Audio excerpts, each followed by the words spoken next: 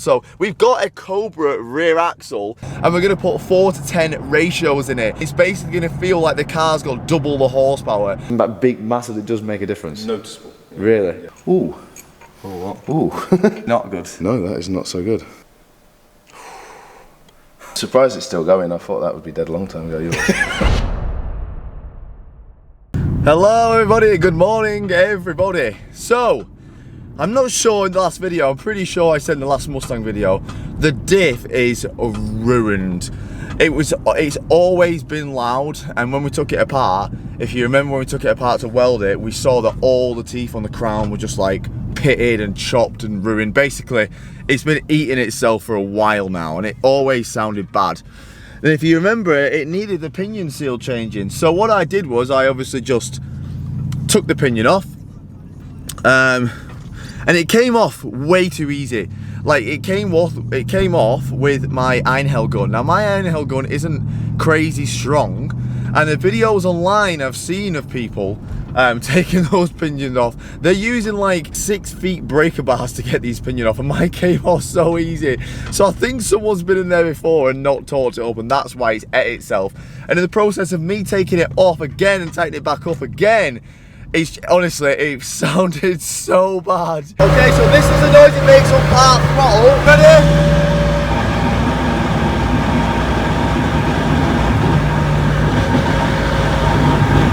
Anyway, I was like, what the hell am I going to do? I can't just buy a whole axle from America and ship it. It's going to cost like £600 to ship it here. So anyway, I went on eBay and I tried to find any Mustang braking in the UK, and there was one axle on eBay for £1,300. I was like, oh my god, this is gonna be horrendous. Anyway, I thought, let's just go on the Mustang page and just type in axle and see if someone at some point has trying to sell an axle, or someone said they had a spare. I found a post from 3 years ago and it said, hey mate, I've got an axle, spare axle if you need one. And I messaged him and said, hey mate, by any chance, do you still have that axle? Like, can I please buy it off you? And he said, yeah. Anyway, long story short, there's the axle. I got it for 300 quid, absolute bargain, and it's from a Cobra. So it's not from a 4.6 litre single cam Mustang like my, well, it's the same engine, but the Cobras are supercharged. So they've got different ratios in it as well. So we've got a Cobra rear axle. So what we're gonna do is we have a drift day on Wednesday. It's now Sunday, and we need to go and just firstly check if this is okay, and secondly we need to weld it up. These come with LSDs, and I don't know if you're very aware, drifting with an LSD is just so unpredictable. Drifting like an LSD from the last 10 years is probably okay, but drifting an LSD from like 30 years ago, it's just not going to work. So we're going to go to Dan Weld the Dan's. If you remember, he welded the last axle. We're going to take this axle apart and we're going to weld the diff up, because we've got a drift day on Wednesday, and I'm so intrigued to see what this looks like inside compared to what mine looks like. And then we're going to put this on the car, take the other one off the car, we're going to open up the old one and see how bad it really is. And I've ordered a full rebuild kit for my other differential, so we're going to fully rebuild the whole diff on my other differential, on my other axle, and we're going to put 4 to 10 ratios in it, which are super short ratios, and it's basically going to feel like the car's got double the horsepower. It's going to be terrible on the motorway, like 5th gear, but I've heard such good reviews about these 4 to 10 ratios, and apparently it just makes the car feel like 10 times faster. It's going to be tough because you need a ton of special tools to rebuild a diff, but we're going to give it a go with Dan. Obviously not today because I'm still waiting for some parts to be delivered from America, but I can't wait to I'm just excited for the whole thing. So here it is, it's been off his car. He's apparently, I'm not sure why he's took this off his own car, but he was like breaking one of the supercharged Cobras, and the play in this, like, there is honestly, like, I think there's a tiny bit, but it feels incredible compared to what my one feels like. So what we're going to do is we're going to take the pan off the back here, see what the oil's like, and just have a look at the gears and just compare these ones to the ones that are on my diff right now. And then I think Dan says today he actually wants to take the diff out to weld it. It'll be easier than keeping it in. So we're actually going to basically be taking the diff apart to somewhat. It's a bit worrying doing that because obviously everything is super massively intolerant. But the main thing is that the pinion, is torqued and the crush sleeve is torqued perfectly, so we're not going to be touching the pinion. And the way you set the gears is you have shims on either side, and each shim, even if it's like 1/2 mil, will move the crown over massively, so that has to be perfectly in tolerance as well. But we're going to keep, if we keep the shims on the same side, we shouldn't have an issue, and it should be easier to weld the diff. But I'm just excited to look inside this one.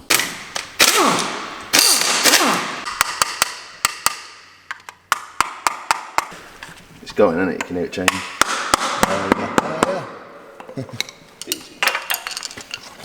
Don't want to damage it too much. They're nice. Is that good? Oh, that's 100% better than what you Is had. it? Yeah. It just looks better. At least 100%. Oh yeah.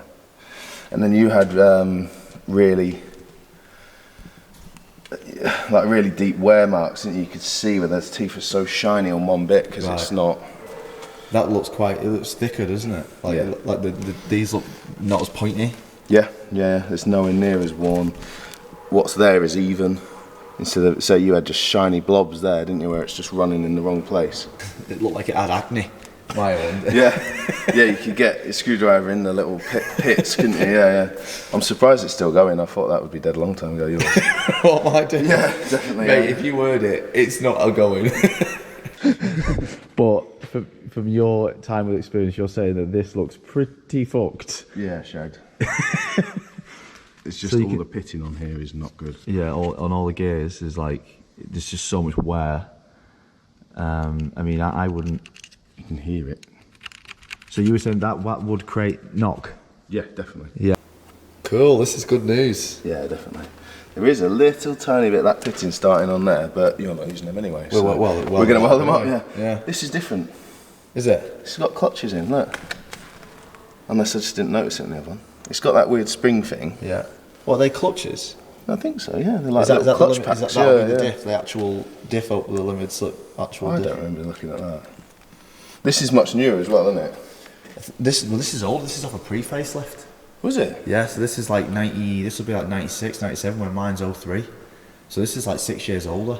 So what we're going to do is we're going to take off these, what they call bearings, carrier bearings, something like that? The bearing caps. Bearing caps. So we're going to take these bearing caps off and we're going to slide the diff out. And then, is that just so it's easier to weld?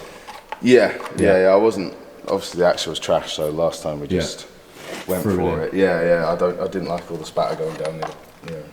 And then what we've ordered is basically this new gear here, and then the pinion, which is at the bottom underneath all the oil. And then I've ordered like a full rebuild kit, so we get all the shims and everything. I mean, I'm not really a diff guy, but I've ordered everything. Yeah, me neither. So, So Dan's gonna let me have a go of the welder and teach me how to, well, not teach me how to weld, because obviously I'm pretty sure I can't learn in an hour or whatever. But learn how to put a weld down so it actually sticks and it's strong. So if I'm ever in a situation where I just need to just blast something, I'll be confident that it's gonna stay on. So these diffs are funny. The only thing holding them in, you've got a little 8mm bolt here, and that just holds in 2 circlips. And then literally when that bolt is out, them circuits will pop out, and then you can just pull out the axle. So the only thing holding the wheel on is 2 little metal circlets which live inside the diff. That's why you get the Mustangs, you get this little tiny in and out plate, which I thought was like broken. severely broken when I was on the drift. I was like, oh my god, man, something's broke. But no, that is totally normal. Oh yeah, that's it. You've got a nice little, what would you call it, a rod? There she comes. And then I think to get the circlets out, don't you push them in a little bit, and they fall out and you can't find them. Yeah. Good condition. A couple of shiny bits, but nothing too bad. And you can actually see the circlets. Right here. So we just have to be a little bit more aggressive with these. You just have to give them a bit of a tap with a couple of screwdrivers. The other ones did fall out, but then again the other diff was ready to fall out the whole car. Yeah, it's knocking in. So we just have to be a little bit more aggressive with the C-clips, but the other one is out. Once that C-clip is out, you can just basically slide the axle in and out. Right, so everything inside that diff and the whole axle is like machined perfectly, so you need to get these back on the exact same way they came off. So we're going to mark the top and which side they come from. To be fair, they do point outwards, but obviously if we just mark the top, we'll know that the top, that one outwards is this side, top, that one outwards is that side. Here we go. God, the smell of that. It's good, isn't it? Oh. So, where are the shims? Hopefully, I'm hoping it lifts out. Yeah. And then we can carefully check Yeah. wherever. Oh, there you go. There's one. There's one shim. Yeah. Ooh. Oh, what? Ooh. Ooh. What were you saying about them bearings being all right? They're not good. No, that is not so good. Is it not? Feel it. Oh, yeah. So is that the race? Yeah. But obviously the bearings will be the same. And that one? That is a good surface. So that one, this side's good. Oh yeah, you can tell the difference. Yeah, so that side is good, but this one is a bit... Oh, look at that. That one's collapsing. It's collapsing? Yeah. Oh no. I don't think it's any worse than the one you've got in there, so I won't worry too much. Well, that's what I mean. This is just a temporary But again, you know, say I used to do gearboxes, and if we saw anything like that, yeah, that is an instant. An instant bin. Yeah. But I haven't worked on drift cars. That's probably fine. So yeah. When you're off a warranty, that's not great. That is. I mean, that should be as shiny as the one next to it, right. And you can feel. Oh. You can hear. So that's not ideal. This is temporary. Yeah. We're rebuilding I like temporary ones because it's just my style. Oh yeah, I've got it on camera there. So that is. It hurts you this, doesn't it? Yeah. This one on camera too. If one bit of them starts to break up a little bit more, and then one bit picks up, and then it'll just Take everything kill with itself. Yeah. So this one's okay. Yeah, I mean it's obviously used, but Yeah. So this axle here is literally just so I can move the car around and go on the drift day this week. Yeah, and go on drift days. Whilst I'm waiting for parts to come from America or time to rebuild the other one, because I didn't want to rush the rebuild of the other axle and then mess something up, and then it takes, you know, everything with it, and I've just paid for the new gears and everything like that. So this is literally temporary and as a spare for the car to move around. So I'm all right with that going back in. Don't worry about it. So how did you work that out then? What did you do? How did you work out the gear ratio? So the crown wheel is 36, right, and then the pinion is 11. So you divide them both. 36 by 11. This gives you the 3.27. Yeah. And it does actually say 327 on here. So that's a 327 gear. So it is actually the same as the one that we took off. The newer Cobras come with 3.55, which is a big difference. But the new ones we got a 410. You said that's going to make a big difference. Yeah, it'll nearly be one full rotation of the wheel of the diff. So we're going to spin some shit. Extra. Yeah. Oh yeah. So when the 410s go, like on the Facebook group, everyone's just like 410s. Like the car feels like way faster. Yeah. Well, is that a big difference? I used to do it in the VR6s. Right. So you put the G60 ratio in the gearbox, and it would properly liven it up. So massive, it does make a difference. Noticeable. Yeah. Really? Yeah. Oh, I can't wait now for them 410s to come. Not looking forward to rebuilding them. But we've got a PDF. So Ford released. Well, you can actually get the installation of a ring and pinion, and it's a 31-page PDF file from Ford. What are we doing? What, putting that back in? Yeah. Makes me sad. Obviously, got no choice, mate. It makes me sad. Right. Is it really bad that one? It's not ideal. It'll be alright. Yeah. It'll be alright. Sweating out some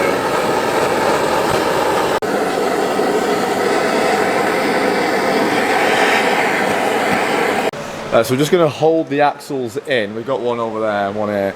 And is that just so when we weld it, it's just so the gears stay in the right position? Right. I don't think it caused a problem if we didn't do it, but if we didn't do it, and it did cause a problem with the fuel. So yeah. So yeah, the heat, and just in case it warps it a little bit, and then we can't get the axle back in. Yeah, misaligns the planetary gear with the axle. Right, I'm going to put a mask on so I can watch and hopefully see what he does, so that I can kind of learn as well. Fill these two teeth together. Okay, I can see what you've done, yeah.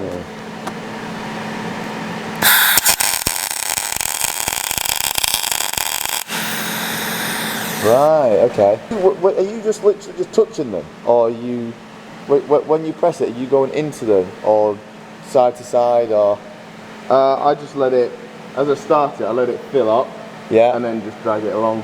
Right. Like, Pull it back. You don't have to, there's no hard and fast, you have to do that. Right. Or whatever, but it's best to push. Yeah. And just. Oh, push it, not pull it. Preferably, yeah. You get stronger.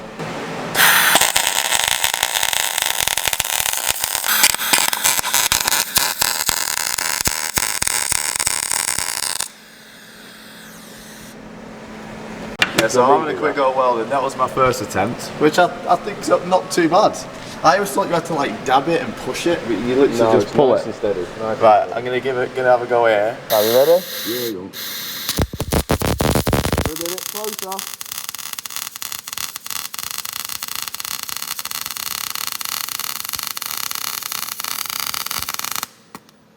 Right, so I was too far. You've got this.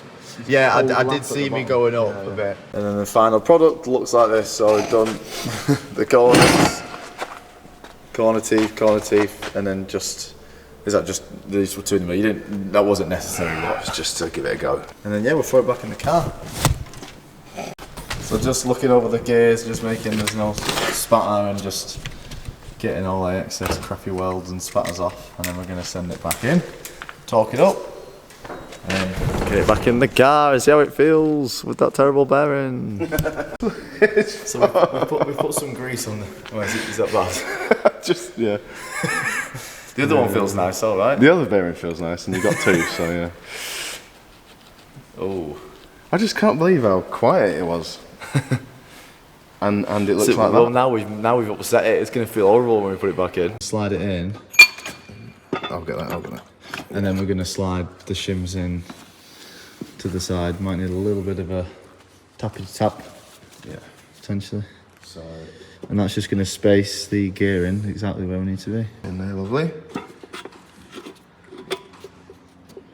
Yep. Probably easier to get that sitting flatter first. There we go. And the caps go back on the exact way that they came off. Yep, and they're all clean underneath. All clean underneath, so it sits nice. I'm even going to double check. No, they're right. Yeah, that's right, yeah.